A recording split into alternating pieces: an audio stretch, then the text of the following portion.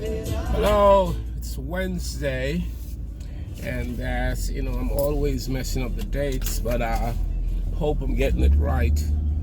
It's July 10th, and it's another Drive Time Live. And of course, the summer or July is slipping away, it's moving forward, but time is always changing. So what we do with time is of the importance. So again, Drive Time Live is brought to you by Ivan Etty After School and Tutoring Services. And if you're in the search for a path, or just identifying a path that leads to educational development, then you're connecting with the right person. I am yours truly, Ray Johnson, and may be reached at 914-447-1819. Again, it's Ray Johnson at 914-447-1819. Ivan Etty After School and Tutoring Services, a place where information is ready and available for delivery that is accompanied by great understanding.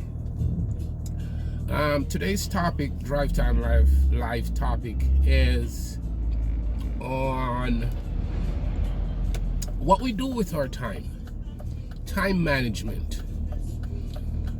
And we all are aware that procrastination is very much a part of our lifestyle.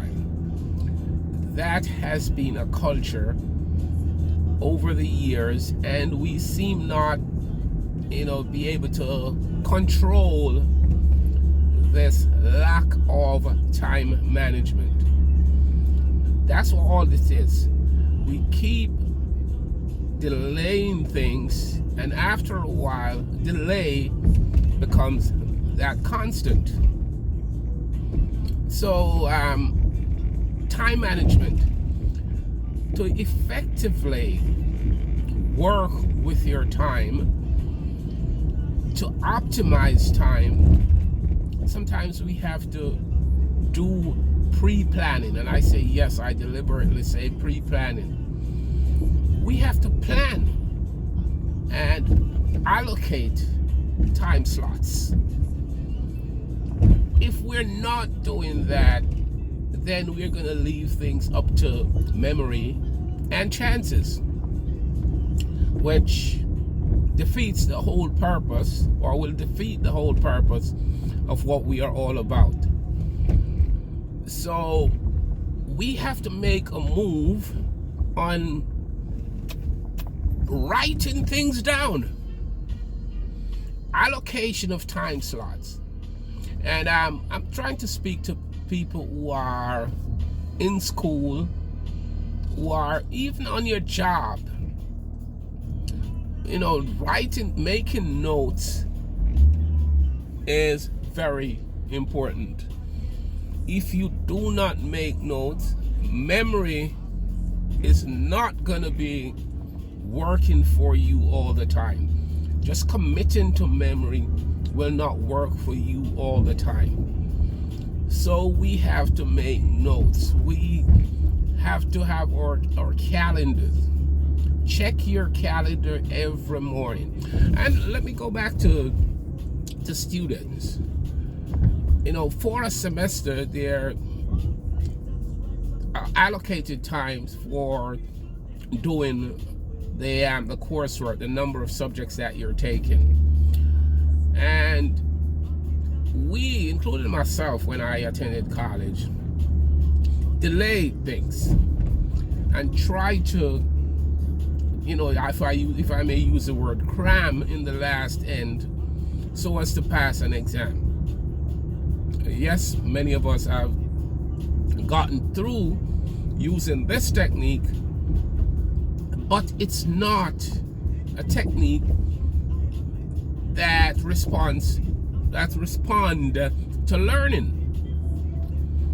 Cramming, as you all know, is just for the sake of regurgitating. And we are in college not just to pass exam, I may say, and I may have learned that, or I've learned that at a later age. But it's more than just passing an exam. It's about learning. It's about preparing us for a greater task. It's about conditioning our minds to take on greater responsibilities. So if we are going to just regurgitate, nothing much will be gained from working through these courses. So how can we circumvent that whole process of relying on regurgitation? We have to manage our time. Make way for, or make time for doing things. I usually tell my students that, for you to be successful in these classes, you have to do some work. And I encourage them all that every evening after school, allocate 1 hour for each of the subjects that you did that day. If you do 1 hour every day, and of course we will, there are times when it won't be possible, but if we can do 1 hour each day, we will be very much on our way to success. If we read, and this is another problem that I've seen, and especially for even my own children, they would rely on doing examples and get used to doing these examples so as to pass an exam. Now, things have changed tremendously over the years. Things have changed.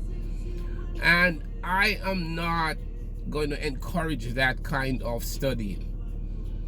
I think we should read the problems that we are finding solutions for, especially in the math and science areas.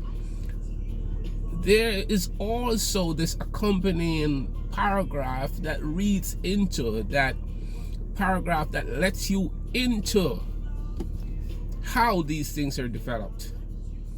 And if we take some time out to read and understand what's there and then work on the problems, then there is a greater insight into developing ourselves in these subject areas.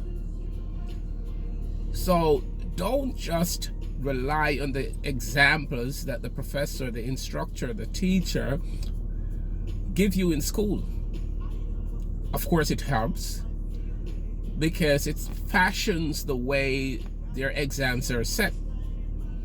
But at the same time, for your development, for your edification, you should read into whatever is there. Sometimes time may not allow, but try, put some effort into working on understanding the flow.